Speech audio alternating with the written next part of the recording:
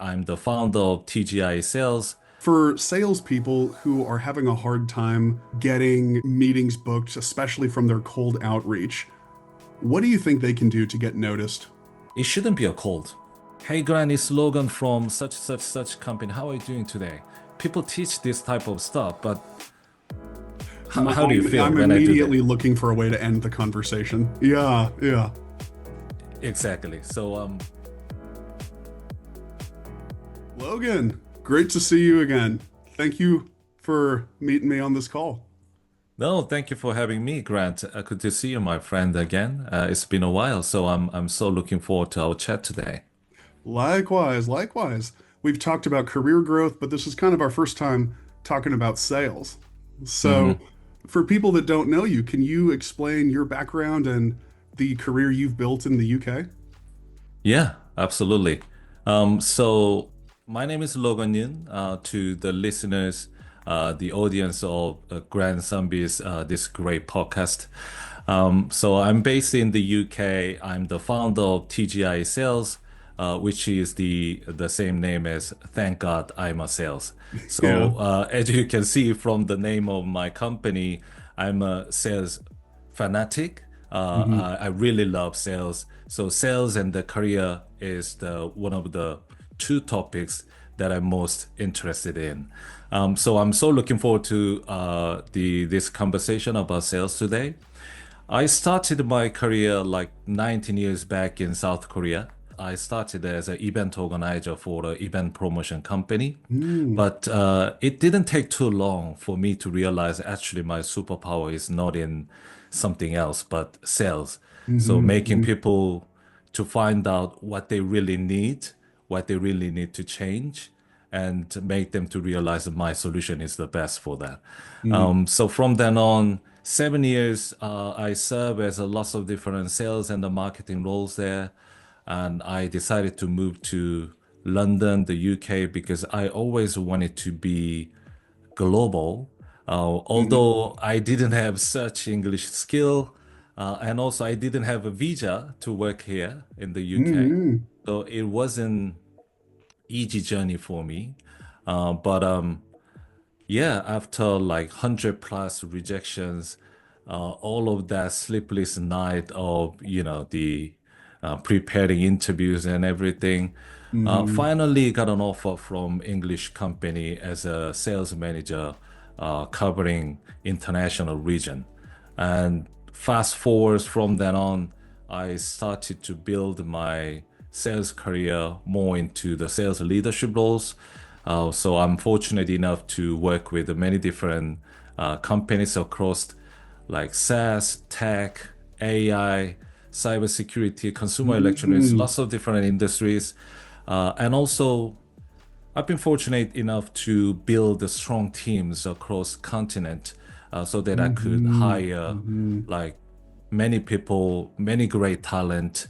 So by the all of this experience, now I'm trying to partner with more companies to duplicate same success or even more greater success in terms of they have like revenue success and the team, strong team building and great channel go to market to the global side. Hmm. So Hmm.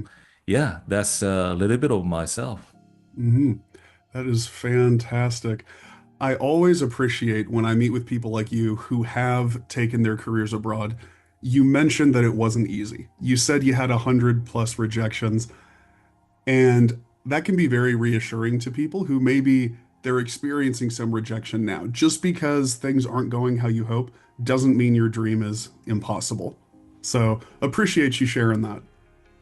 No, the yeah, I appreciate that you comment on that because I think for people, not only for the sales background or the sales profession, all of the people who are interviewing with the new company in the new market, Hmm.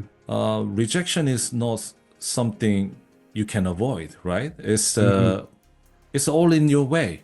But at the end of the day, after rejection, only one offer you like. It only And takes that, one yes. Yeah. Exactly. So after 100, after 200, doesn't matter. If you are really coming to have the one yes, I Hmm. think that's Hmm. for career professionals For as sure. well as sales professionals as well. Hmm. Hmm. Great point. Yeah, yeah. So, on the sales side, for salespeople who are having a hard time getting replies, getting meetings booked, especially from their cold outreach, what do you think they can do to get noticed in today's business environment? Hmm. That's $1 million question, isn't it? It Right? really is. Yeah. Yeah, yeah. And that's what we call nowadays as social selling. That's all connected to this concept of what we are just talking about. Hmm. My number one rule and the rule of thumb that I always encourage my client to do is, first of all, never do cold, never go cold. So Okay. you're asking me like, how to do cold outreach, cold email, cold call. Hmm. It shouldn't be a cold. Okay. That's Right? So yeah. let me explain a little bit more. So Hmm. you have to go warm from the beginning, which means that Hmm. yourself, before you reach out to someone or some group of people, you have to be warming yourself toward your recipient. So they wouldn't Hmm. know. Before I reach out to you, Grant, Hmm. you would know you would expect some message from me, but I do my homework to understand your mission and your journey, what's your interest, and then make myself Hmm. warm to you so that I Hmm. cannot wait to find out more or work together with you. So Okay. Okay. when you make yourself warm, that's the first the any organization has to take a first step before going to cold. Because if I'm cold, you're getting cold. Like, Hmm. hey Grant, it's Logan from such company. How are you doing today? People teach this type of stuff, but how do you feel I'm when I do that? immediately looking for a way to end the conversation. Yeah, yeah. Exactly. So it's not about the, hey Grant, I've been following you since 2024, and I remember the one post that really resonated with me, Mm-hmm. which was totally totally changed my mind. I have to take some action because you've been helping like lots of Korean than I do as myself as a Korean. That really provoked me something to start. Mm-hmm. And Mm-hmm. I think you are the only person that can tell my community, uh, is there is a better things out there. They can completely go and try their dream of working abroad in the working bigger world. So Mm-hmm. Mm-hmm. would it be okay if I invite you to a talk like 15 minutes with my community? I think that'll change someone's life like you've been doing for some of them. If I do this kind of approach, Mm-hmm. what I did was that I made myself warm. That doesn't just mean that like, doing your homework on the things. I have real relationship and the connection and the curiosity even Mm-hmm. before you know me, right? Yes. Yes. So never go cold, go warm. That's number Mm-hmm. one. Mm-hmm.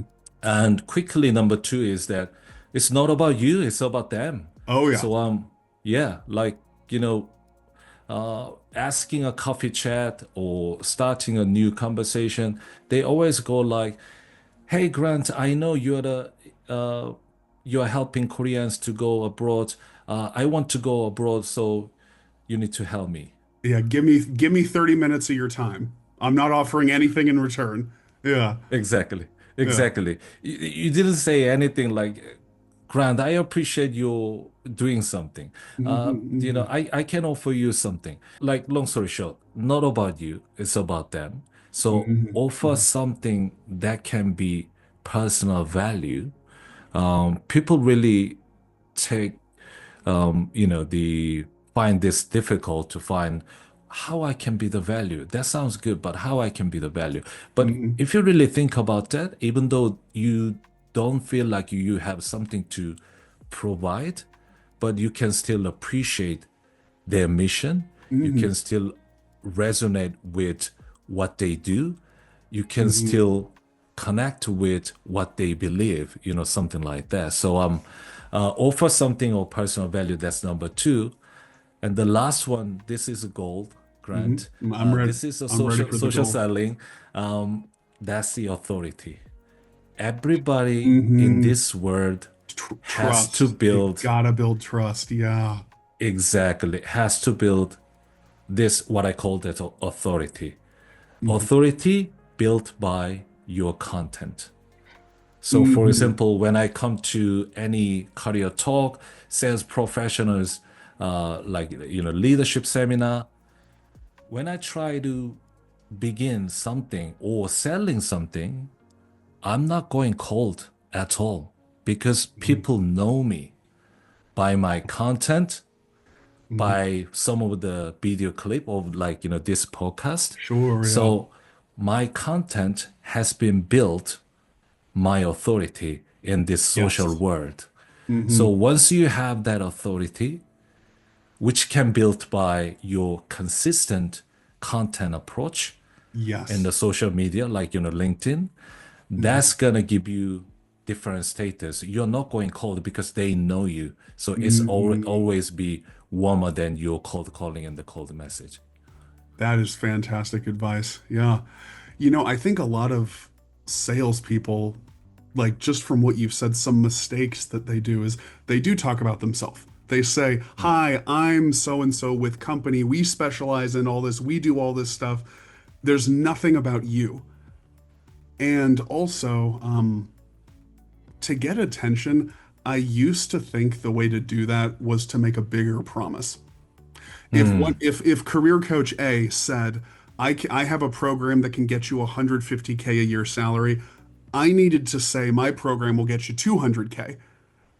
But I don't think that's the case. It's not making a bigger promise. It's building that trust. So whatever solution you're offering, people actually believe they'll get it from you. Mm-hmm. And that's where Mm-hmm. that authority comes in. Like you said, those are Yeah. some great Yeah. tips. Although, if you want to build real authority, then you need to really concentrate on talking something specific, not diluted by all different topics. So, Hmm. although sometimes I feel like, I have something to tell about like executive leadership or maybe public speaking, but I try not to talk Hmm. about that Hmm. explicitly if that is not connected to the sales topic. Because sales topic Sure. is I'm known to this social media world. I'm the authority of the sales topic. Hmm. You see what I mean? So Yes. that consistency can play very big in this social selling world. Hmm. Hmm. Absolutely. Yeah. Keep your audience in mind when you're posting content. Post Love stuff that. that's going to elicit the response in them that you want, whether that's seeing you as more of an expert, whether that's making you seem more likable and friendly so they feel more of a connection. It's keep them in mind. Yeah, that's great advice. Love So, it. how about the opposite? I know you mentor a lot of startup teams that might be struggling with their sales. What are some of the common issues that you're seeing? I mean, there are so many great startups, but the Hmm. the hard fact is that after 3 years, 5 years time, even half of them are non-existing. Yeah. They gone. Hmm. But that's not just because their product is bad. It's not. Yeah. The only problem is that they couldn't meet customers.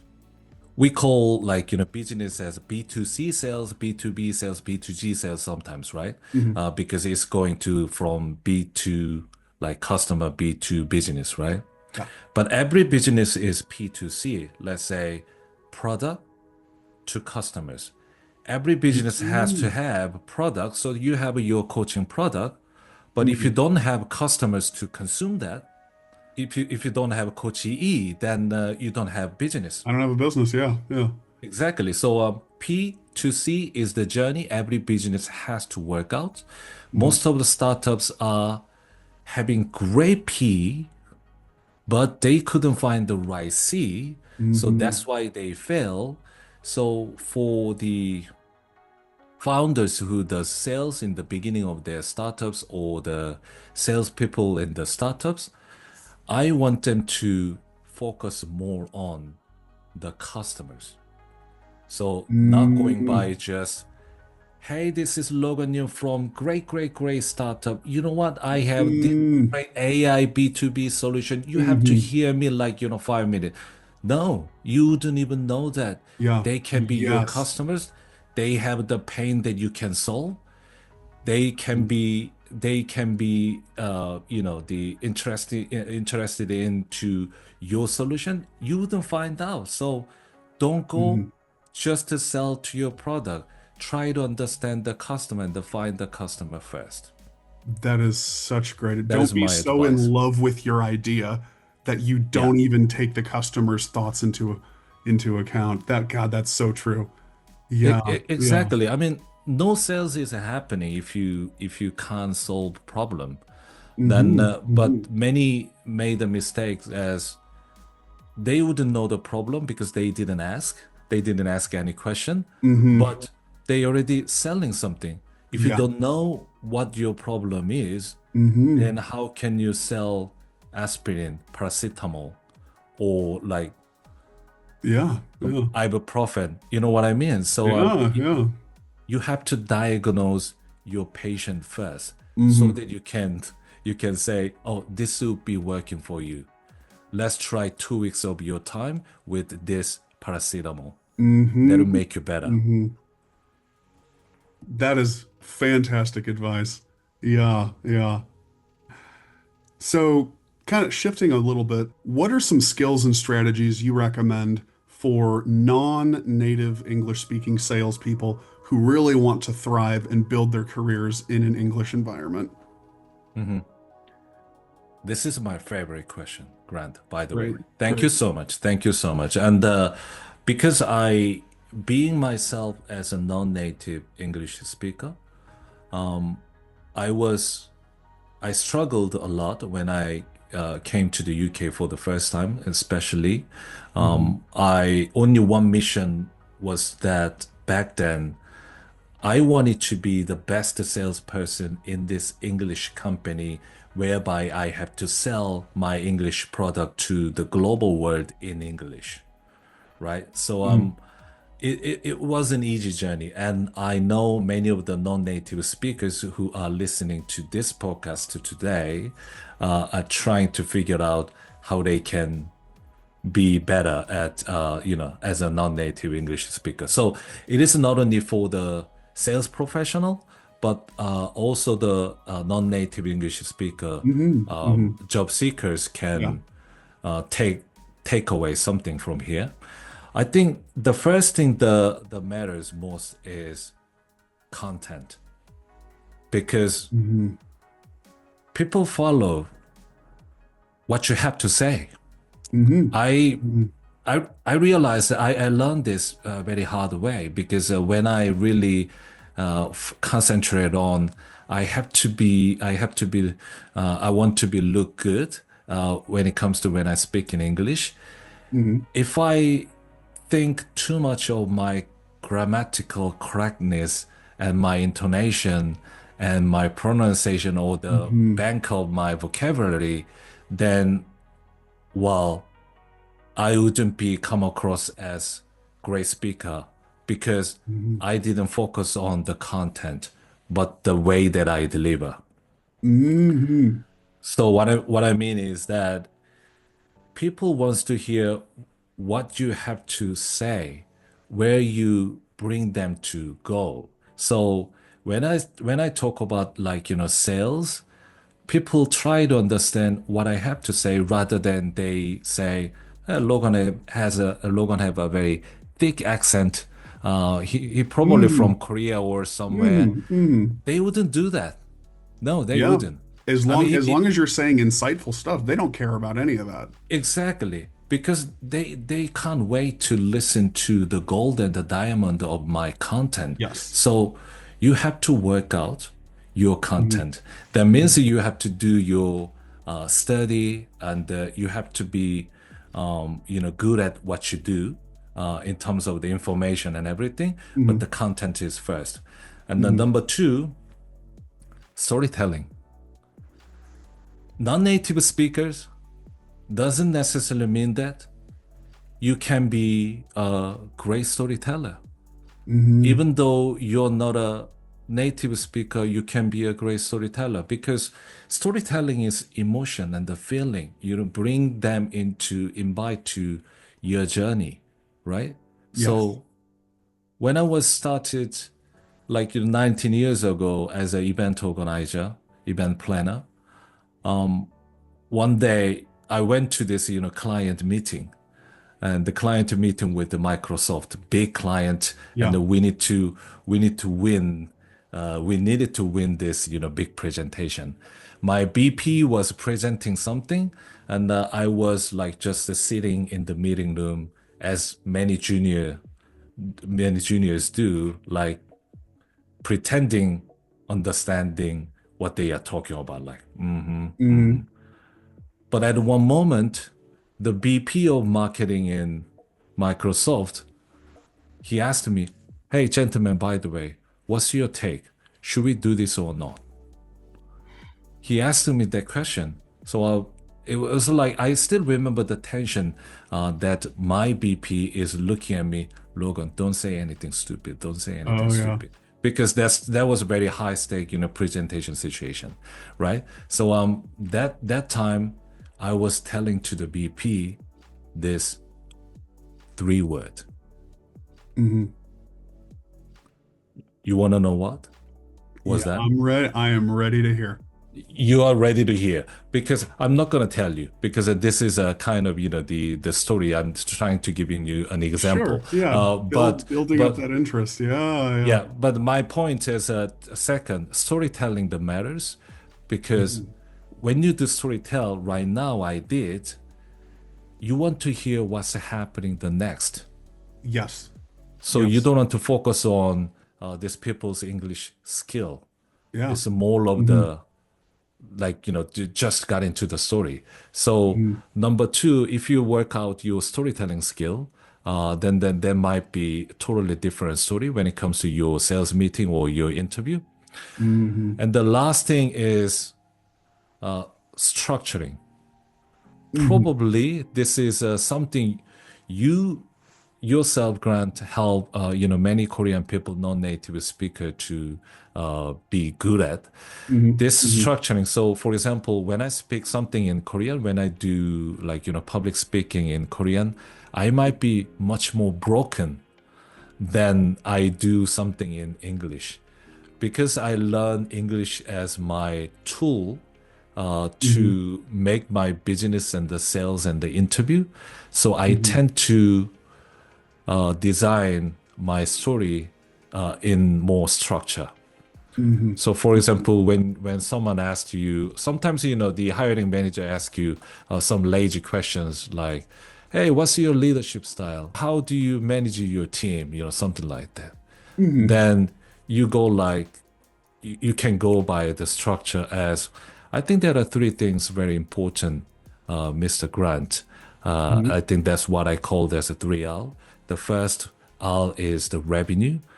Every partner manager need to understand, actually we are here to generate the revenue. So Hmm. that's number one.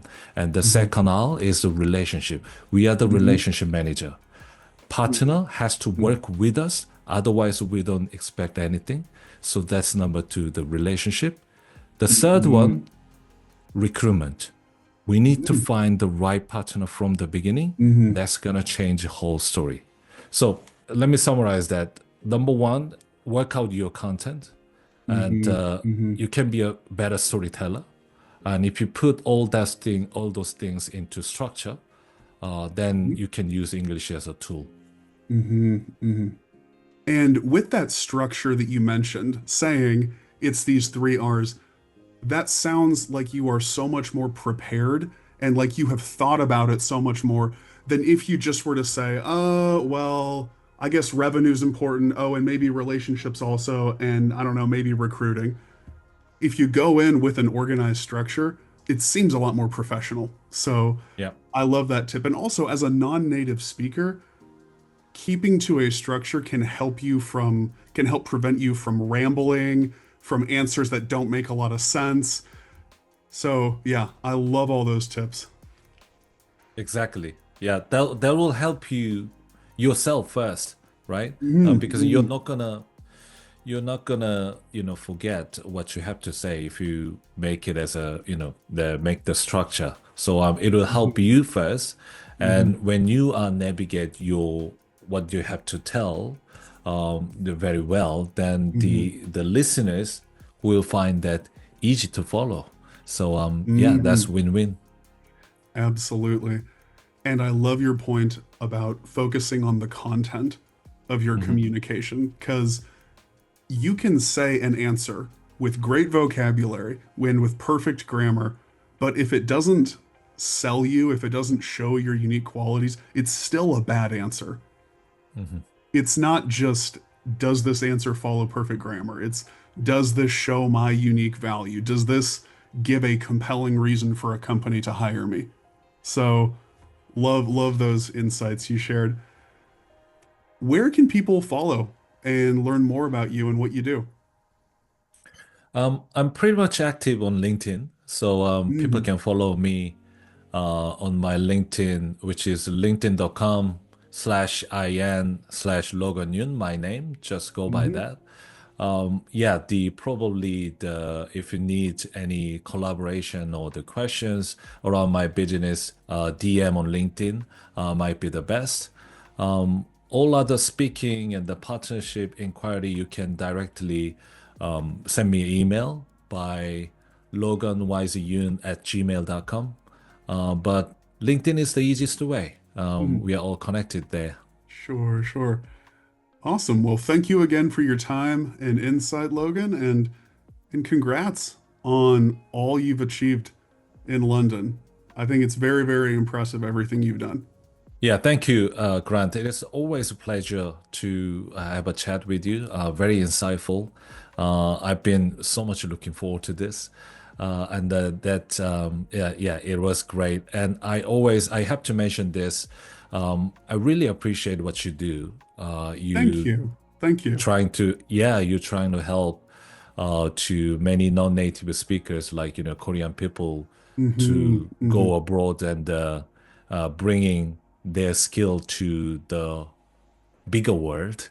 I think Mm-hmm. that's a huge thing. So it's really great that I can contribute a little bit of something that I can contribute to your audience. So Mm-hmm. thank you. Absolutely. You and your people, you guys have a lot of value to offer. So I'm happy to help you show that more to the world.